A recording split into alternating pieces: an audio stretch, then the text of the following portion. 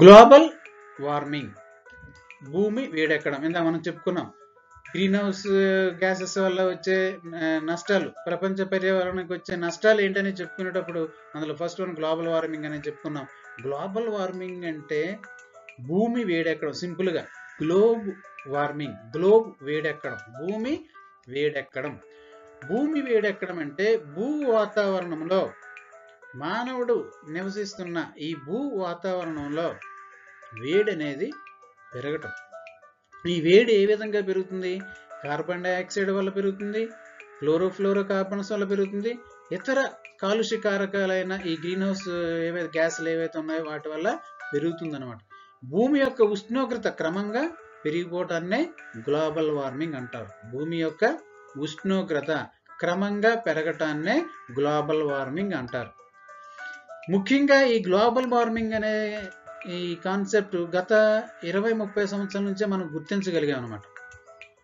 అంటే ఎక్కువ మొత్తంలో గత 2 శతాబ్దాలుగా వీటిని ఐడెంటిఫై చేయడం జరిగింది. కానీ ఈ మధ్య కాలంలో, అంటే ఎప్పుడైతే మనం ఈ గ్రీన్ హౌస్ ఉద్గారాలను ఎక్కువ మోతాదులో ఈ భూమండలంపై రిలీజ్ చేస్తున్నామో దీని ప్రభావం అనేది ఎక్కువ మోతాదులో ఈ మధ్యలో మనం దాన్ని చూడగలుగుతున్నాం. దానికి కారణమే ఈ పర్యావరణ అసమతుల్యం. వర్షాకాలంలో వర్షాలు పడవు, ఎండాకాలంలో విపరీతమైన ఎండలు, శీతాకాలంలో తుఫాన్లు. అంటే ఏంటి? ఈ సీజనల్ మారిపోవడం కూడా కారణం ఏంటంటే ఈ వాతావరణ అసమతుల్యతే. వీటన్నిటికీ ముఖ్యమైన కారణం భూమిపైన వేడి పెరగటం. సో ఈ వేడిని తగ్గించాలంటే మనం ముఖ్యంగా ఆ గ్రీన్ హౌస్ గ్యాస్లు ఏవైతే ఉన్నా ముఖ్యంగా కార్బన్ డైఆక్సైడ్ని తగ్గించాలి. అందుకే మనం ప్రతిరోజు ప్రతి సందర్భంలో చెప్పుకుంటాం, మొక్కలు నాటండి, మొక్కలు పెంచండి, మొక్కలను సంరక్షించండి. అంటే ఆ ఒక మొక్క వేస్తే మన జీవితకాలం పాటు మనకు అవసరమైన ఆక్సిజన్ సప్లై చేస్తాయి. సో ఎంతో పొల్యూషన్ని కంట్రోల్ చేస్తుంది. అందుకే ప్రతి ఒక్కరూ ప్రతి స్టేజ్లో కూడా చెప్పడానికి కారణం అది, మొక్కలు నాటాలి, మొక్కలు నాటాలి. ఇలా నిరంతరం భూమి వేడెక్కుతూ పోతే ఉండడం వల్ల ఏమవుతుంది? మనకి ఏదైతే ఆర్కిటిక్ అంటార్కిటిక్ వలయాలు అంటే గ్లోబుకి పై భాగంలో కింద భాగంలో మనం చూస్తుంటాం, ఈ మంచుతో కప్పబడి ఉన్న ప్రాంతాలు ఏవైతే ఉన్నాయో అవి కరిగిపోతుంటాయి అన్నమాట. ఇవి కరిగిపోవడం వల్ల ఏమవుతుంటుంది? సముద్రం తాలూకా మట్టం పెరిగిపోతుంటుంది. అంటే భూమండలం పైన వేడి పెరిగిపోయింది. వేడి పెరిగిపోవడం వల్ల మంచు పర్వతాలు అవన్నీ మంచు రూపంలో గడ్డకట్టేసిన ఈ ప్రవాహాలు అవన్నీ కూడా కరిగిపోతుంటాయి. సముద్ర మట్టం కూడా పెరిగిపోతుంది. సముద్రంలో నీటి తాలూకా స్థాయి పెరిగిపోతుంది. ఇప్పుడు ఏమవుతుంది? ఆటోమేటిక్గా పరిసర ప్రాంతాలన్నీ కూడా ముంపుకి గురవడం అనేది జరుగుతుంది. ఇలా మనం ఈ భూమిని రక్షించుకోకుండా, వాతావరణాన్ని కంట్రోల్ చేసుకోకుండా నిరంతరం కనుక ఈ గ్రీన్ హౌస్ గ్యాసెస్ని పెంచుకుంటూ వెళ్ళిపోతే కనుక ఒక 100 years తర్వాత అయినా సరే ఈ సముద్రం చుట్టూ ఉన్న ముఖ్యమైన ప్రదేశాలు ఏవైతే ఉన్నాయో అవన్నీ నేలమట్టం అయిపోయినా ఆశ్చర్యపడాల్సిన అవసరం లేదు. ప్రపంచ ప్రసిద్ధిగాంచిన మహానగరాలన్నీ కూడా ఈ సముద్రంకి ఆనుకునే ఉన్నాయి. సో ఇవన్నీ ఒక్కసారి ఈ వాటర్ లెవెల్ పెరిగితే కనుక అవన్నీ కూడా ఏకమేడల్లా నేలమట్టం అయిపోయినా మనం ఆశ్చర్యపడాల్సిన అవసరం లేదు. కాబట్టి మనం ప్రతి ఒక్కరం కూడా బాధ్యతగా పర్యావరణాన్ని సంరక్షించాలి. అలాగే గ్రీన్ హౌస్ గ్యాసెస్ని కంట్రోల్ చేయడానికి మన వంతు కృషి అనేది మనం చేయాలన్నమాట. ఇప్పుడు చూడండి, గ్రీన్ హౌస్ గ్యాస్ వల్ల మనకి వచ్చే ఎఫెక్ట్స్ ఏంటంటే ఈ పరిశ్రమల వల్ల వచ్చే విపరీతమైన ఈ పొగలు రావడం వల్ల, అంటే ఇందులో కార్బన్ డైఆక్సైడ్ ఉంటుంది, కార్బన్ మోనాక్సైడ్ ఉంటాయి, రకరకాల వాయువులు ఉంటాయి. వీటి ద్వారా పర్యావరణం అనేది బాగా వేడి పెంచడం జరుగుతుంది. ఈ వేడి పెంచడం వల్ల ఈ వాటర్ స్థాయి ఇదిగోండి చూడండి, ఇక్కడ ఏంటి మంచు గడ్డ రూపంలో, అంటే మంచు రూపంలో ఉన్న ఈ నదులు, సముద్రాలు కూడా ఉన్నాయి మనకి. వీటిని కరిగించేస్తాయి అన్నమాట. టెంపరేచర్ ఎక్కువైపోతే ఆటోమేటిక్గా సముద్రం తాలూకా మట్టం అనేది పెరుగుతుంది, నీటి స్థాయిలు అనేవి పెరుగుతున్నాయి. ఈ నీటి స్థాయి పెరగడం వల్ల ఏముంది? ఇవన్నీ కరిగిపోవటం వల్ల ఈ సముద్రం తాలూకా నీటి స్థాయి అనేది పెరగటం వల్ల ఆటోమేటిక్గా వరదలు, తుఫాన్లు, సునామీలు రావడానికి అవకాశం ఉంటుందన్నమాట. ఇక్కడ చూడండి, ఈ గ్లోబల్ వార్మింగ్ తాలూకా ఎఫెక్ట్ ఏ విధంగా ఉంటుందో. వాతావరణం ప్రశాంతంగా ఉండి, చక్కగా ఉండి, బ్యాలెన్స్డ్గా ఉంటే కనుక ఇంత గ్రీనరీగా ఉంటుంది. అదే వాతావరణంలో భూమి వేడెక్కిపోయి గ్లోబల్ వార్మింగ్ వల్ల కానీ ఇతర గ్రీన్ హౌస్ గ్యాసెస్ కానీ వాతావరణం వేడెక్కిపోతే భూమి ఇంతగా ఎండుబారిపోతుంది అనమాట. అందులో మనం కూడా ఉంటాం. ఇక్కడ ఎగ్జాంపుల్ మాత్రమే ఒక స్క్రీన్ చూపించడం జరిగింది. పర్యావరణాన్ని బాగా పరిరక్షించుకుంటే ఇంత పచ్చగా ఉంటాం, ఆనందంగా ఉంటాం, సంతోషంగా ఉంటాం. అదే వినాశనానికి దారి తీస్తే ఈ విధంగా ఎండిపోయి లాస్ట్కి పర్యావరణం ద్వారా మానవుడు మనుగడే ప్రమాదంలో పడే పరిస్థితి ఏర్పడుతుందన్నమాట. యాసిడ్ రైన్స్, ఆమ్ల వర్షాలు. ఇక్కడ ఆమ్ల వర్షం అనే కాన్సెప్ట్ అంటే యాసిడ్ రూపంలో వర్షాలు పడటం. ఆమ్ల వర్షం అనేది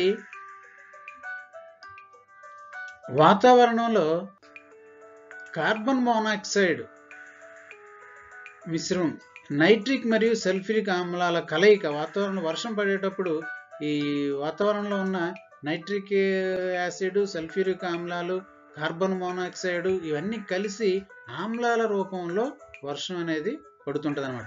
అది వర్షం రూపంలో పడవచ్చు, మంచు రూపంలో పడవచ్చు, పొగమంచు రూపంలో పడవచ్చు, వడగళ్ళు రూపంలో కూడా పడవచ్చు.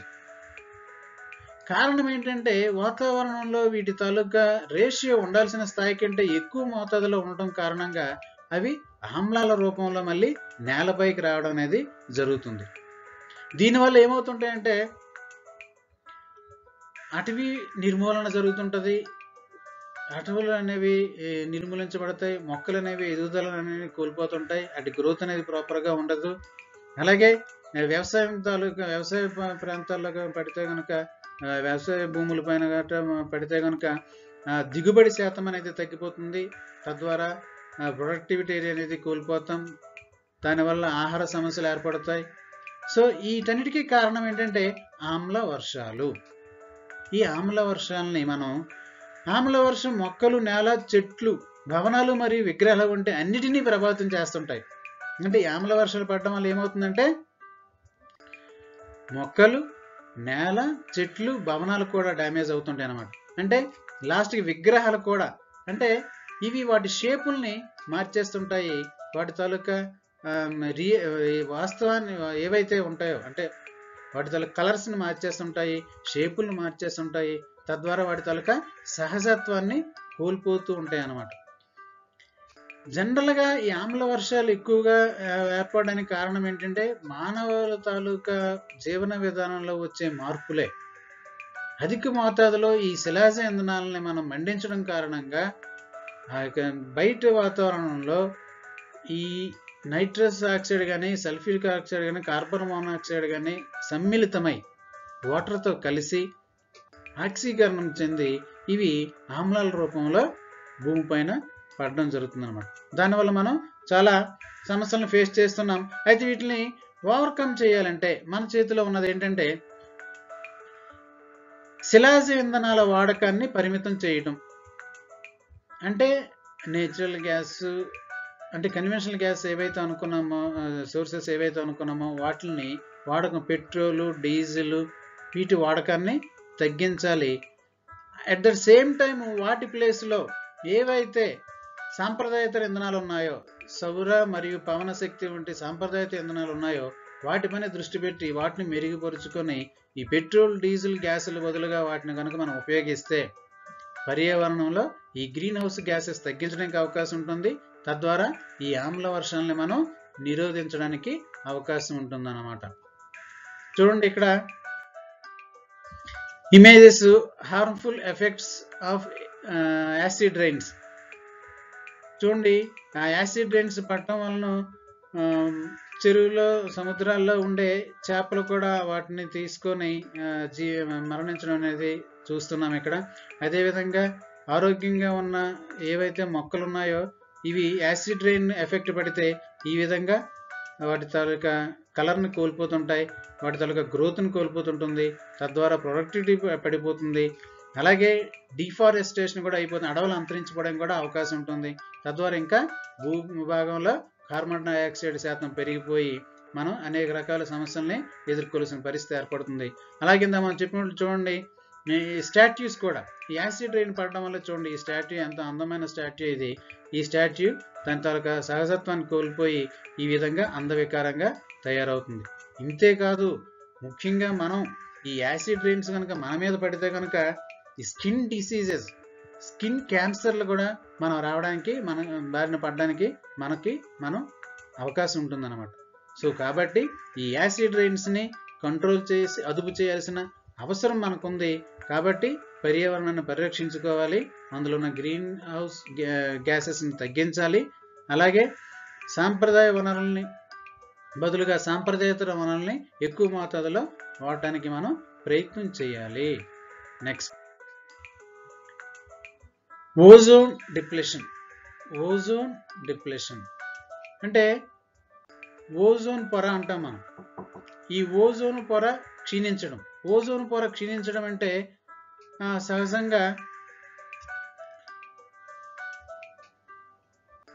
ఇక్కడ ఓజోన్ అంటే ఏంటంటే భూమండలంలో అంటే భూభాగం నుండి 15-30 కిలోమీటర్ల పైకి వెళ్తే గనక ఒక థిన్ లేయర్, పల్చటి పొర అనేది ఒకటి ఉంటుంది. అదే ఆ పొరే ఓజోన్. అది ఒక లేయర్ల సూర్యుడి నుంచి వస్తున్న అతినీల లోహిత కిరణాలు ఏవైతే ఉన్నాయో, సూర్యుడి నుంచి వస్తున్న అతినీల లోహిత కిరణాలు, అల్ట్రావైలెట్ రేస్ ఏవైతే ఉన్నాయో వాటిని ఫిల్టర్ చేసి భూభాగంలోకి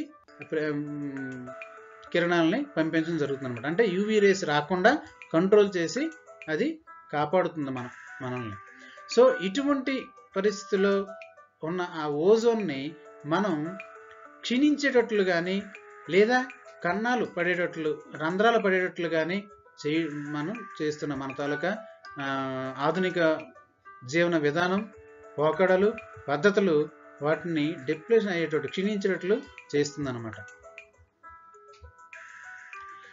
ఈ ఓజోన్ పొర గురించి ఇంకొక ఆసక్తికరమైన విషయం ఏంటంటే, చూడండి,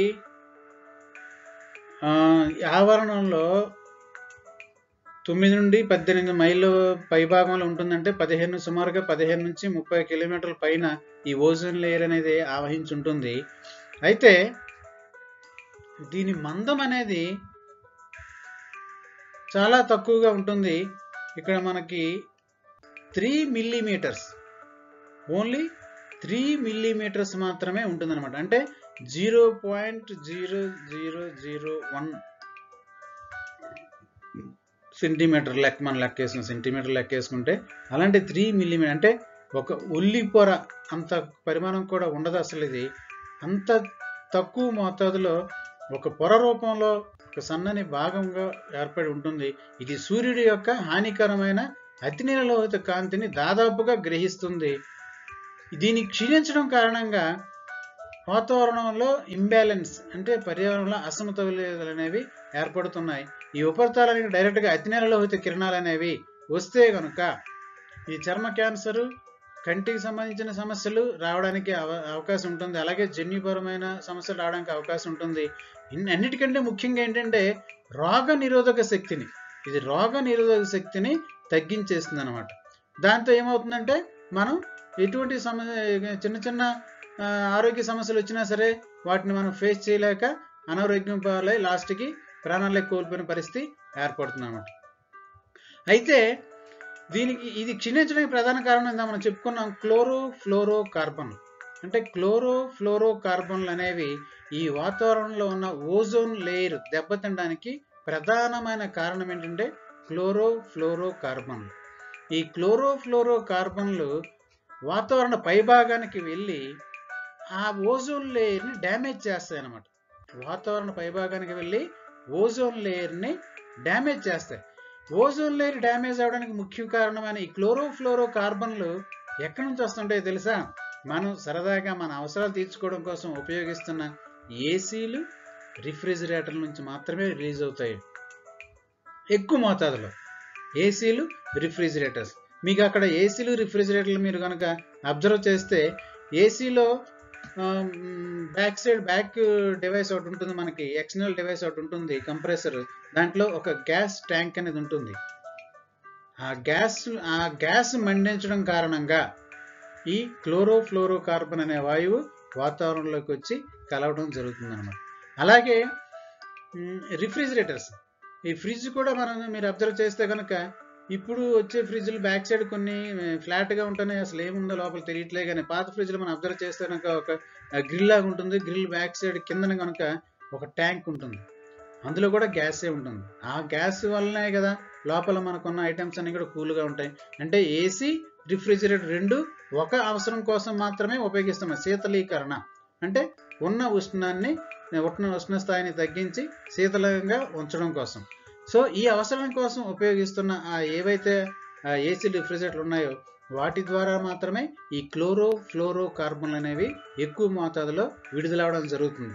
దీన్ని 1970s ఐడెంటిఫై చేశారు, అబ్జర్వ్ చేశారు. అప్పటి నుంచి దీన్ని కంట్రోల్ చేయడం కోసం చాలా వరకు ప్రయత్నాలు జరుగుతున్నాయి. అయినప్పటికీ కూడా చాలా వరకు ఓజోన్ లేయర్ క్షీణించిందని మన శాస్త్రవేత్తలు చెప్పడం జరుగుతుంది. ముఖ్యంగా అభివృద్ధి చెందిన దేశాలు ఏవైతే ఉన్నాయో ఆ అభివృద్ధి చెందిన దేశాల్లో ఉన్న పై భాగంలోనే ఎక్కువ మొత్తంలో ఇది క్షీణించడం అనేది జరిగిందని కూడా అబ్జర్వ్ చేయగలిగారు. కారణం ఏంటంటే అభివృద్ధి చెందుతున్న వెనుకబడిన దేశాల్లో కంటే అభివృద్ధి చెందిన దేశాల్లో వీటి తాలూకా వాడకం ఎక్కువగా ఉండి ఈ క్లోరోఫ్లోరో కార్బన్లు అనేవి ఎక్కువ మోతాదులో ఆ ప్రదేశాల్లో రిలీజ్ అవడం కారణంగా ముఖ్యంగా అభివృద్ధి చెందిన ప్రాంతాల్లోనే పైభాగంలో ఈ ఓజోన్ లేయర్ అనేది ఎక్కువగా డ్యామేజ్ అయిందని మనం గుర్తించగలిగాం అన్నమాట. సో ఓజోన్ లేయర్ గురించి చూడండి ముఖ్యమైన విషయాలు. దీని తాలూకా మందం ఓన్లీ 3 మిల్లీమీటర్లు మాత్రమే ఉంటుంది. ఈ క్షీణత అనేది 1970s నుంచి మనం ఐడెంటిఫై చేయడం జరిగింది. ఇది భూభాగానికి 15 లేదా 20 నుంచి 30 కిలోమీటర్ల మధ్యలో ఆవరించి ఉంటుందన్నమాట. That is ozone depletion. Chlorofluoro కార్బన్లు ఎక్కడి నుంచి రిలీజ్ అవుతాయని మనం చెప్పుకుంటాం. ఏసీలు, రిఫ్రిజిరేటర్లు ఎక్కువగా ఉపయోగించడం కారణంగా క్లోరోఫ్లోరో కార్బన్స్ అనేవి రిలీజ్ అవుతాయని చెప్పుకున్నాం. అలాగే ఈ ఓజోన్ లేయర్ డిప్లీషన్ అవడం వల్ల వచ్చే అతి ప్రమాదమైనది ఏంటంటే ముఖ్యంగా చర్మ క్యాన్సర్, స్కిన్ క్యాన్సర్ కారణం అవుతుంది. మనం అవి డైరెక్ట్గా యూవీ రేస్ కనుక భూమండలానికి వస్తే కనుక ఎక్కువ మంది క్యాన్సర్ బారిన, చర్మ క్యాన్సర్ బారిన పడడానికి అవకాశం ఉంటుంది. అలాగే కంటికి సంబంధించిన డిసీజ్ రావడానికి అవకాశం ఉంటుంది. క్యాటరాక్ట్ ఏదైతే ఉంటుందో లోపల మనకి ఆ క్యాటరాక్ట్స్ అనేవి పోతాయి. దానివల్ల దృష్టి లోపం అనేది కూడా ఏర్పడుతుంది. అలాగే జన్యుపరమైన లోపం ఏర్పడుతుంది. అలాగే అన్నిటికంటే ముఖ్యమైనది రోగ నిరోధక శక్తి, యాంటీబాడీస్ని అది డిస్టర్బ్ చేస్తుంటాయి. తద్వారా ఎటువంటి చిన్న అనారోగ్యం పాలైనా సరే మనం దాన్ని తగ్గించుకోలే, మన బాడీ దాని నుంచి బయటపడలేక లాస్ట్కి ప్రాణాలు కోల్పోయే పరిస్థితి కూడా ఏర్పడుతుంది అనమాట. This is called ozone layer depletion. ఇక్కడ మీకు చూడండి చిన్న ఎగ్జాంపుల్ ద్వారా, అంటే ఒక ఇమేజ్ రూపంలో మనం చెప్పుకుందాం అసలు ఓజోన్ ఎక్కడ ఉంటుంది, ఎలా ఉంటుంది అనేది. ఇక్కడ మీరు ఇమేజ్ కనుక అబ్జర్వ్ చేసినట్లయితే ఈ భాగాన్ని భూభాగం అనుకుందాం. ఈ పై ఇమేజ్ చూడండి. ఫస్ట్ ఇది ఈ గ్లోబ్ అంతా భూభాగం అనుకుందాం. ఈ ట్రోపోస్పియర్ మీరు 8th క్లాస్ 9th క్లాస్లో సోషల్ స్టడీస్లో చదివి ఉంటారు. ట్రోపో ఆవరణం, స్ట్రాటో ఆవరణం, మెస్పో ఆవరణం, థెర్మో ఆవరణం, ఎక్స్పో ఆవరణం అని చెప్పేసి ఇవి భూమి పైభాగంలో ఉన్న వాతావరణంలో ఆవరణాలు. ఇందులో మనం జీవించడానికి ఉపయోగపడే ఆవరణం ట్రోపో ఆవరణం. ఈ ట్రోపో ఆవరణంలో మనం జీవిస్తున్నాము. భూమి ఇక్కడ ఉంది. ఇక్కడ చూడండి స్ట్రాటోస్పియర్ అంటే స్ట్రాటో ఆవరణం. ఈ స్ట్రాటో ఆవరణానికి ఈ ట్రోపో ఆవరణానికి మధ్యలో ఓజోన్ లేయర్ అనేది మనం చూస్తున్నాం. ఇది ఓజోన్ లేయర్. ఈ ఓజోన్ లేయర్ 20 నుంచి 30 కిలోమీటర్స్ డిస్టెన్స్లో ఉంటుంది భూభాగానికి. 20 నుంచి 30 కిలోమీటర్ల దూరంలో ఇది ఉంటుంది అనమాట. సో ఇక్కడ మనం ఉపయోగిస్తున్న ఏవైతే ఉన్నాయో అభివృద్ధి చెందిన దేశాల్లో కానీ లేదా మనం ఉపయోగిస్తున్న ఏసీలు, రిఫ్రిజిరేటర్ల ద్వారా క్లోరోఫ్లోరో కార్బన్స్ ఈ రిలీజ్ అవడం కారణంగా ఈ వాయువులు ఇలాగా నిదానంగా పైకి వెళ్ళి ట్రోపోస్పియర్ పైభాగానికి చేరుకొని ఇక్కడ ఉన్న ఈ ఓజోన్ లేయర్ని ఈ విధంగా డ్యామేజ్ చేస్తుంటాయి అన్నమాట. అంటే దాన్ని రంధ్రాలు చేయటం కానీ లేదా పలుచన చేయటం కానీ జరుగుతుంటుంది అనమాట.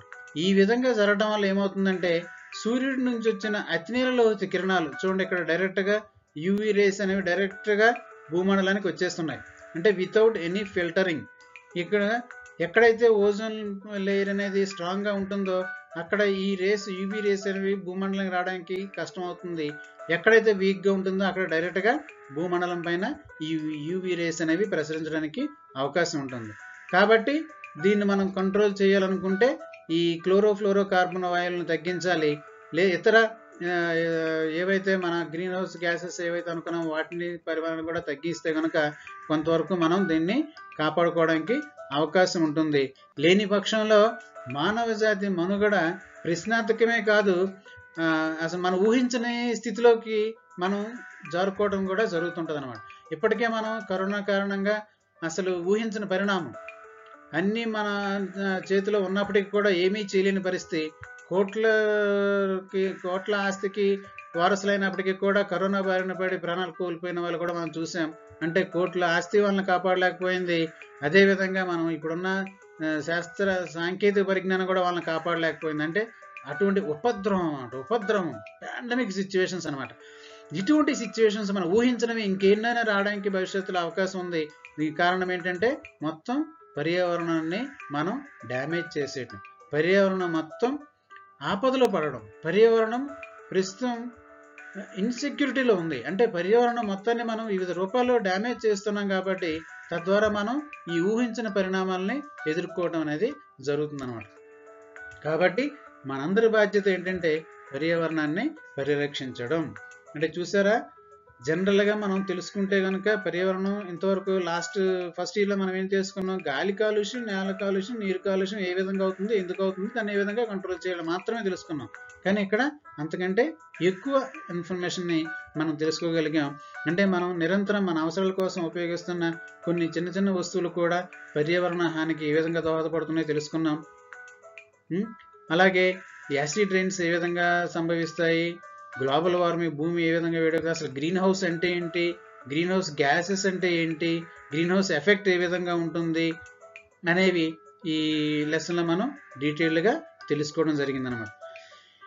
ఇదంటే ఇక్కడతో మనకి ఇది సెకండ్ యూనిట్లో ఫస్ట్ టాపిక్ అనేది పూర్తయిపోయినట్లే. అయితే దీని నుండి మనకి ఒక 3 షార్ట్ క్వశ్చన్స్ రావడానికి అవకాశం ఉంటుంది, 2 షార్ట్ క్వశ్చన్స్ రావడానికి అవకాశం ఉంటుంది. అలాగే ఒక 2 ఎస్ఏ క్వశ్చన్స్ కూడా రావడానికి అవకాశం ఉంటుంది. అంటే మనకి ఈ సెకండ్ యూనిట్లో 5 టాపిక్స్ ఉంటాయి. 5 టాపిక్స్ నుంచి కూడా షార్ట్ క్వశ్చన్స్ వస్తాయి, ఎస్ఏ క్వశ్చన్స్ కూడా రావడానికి అవకాశం ఉంటుంది.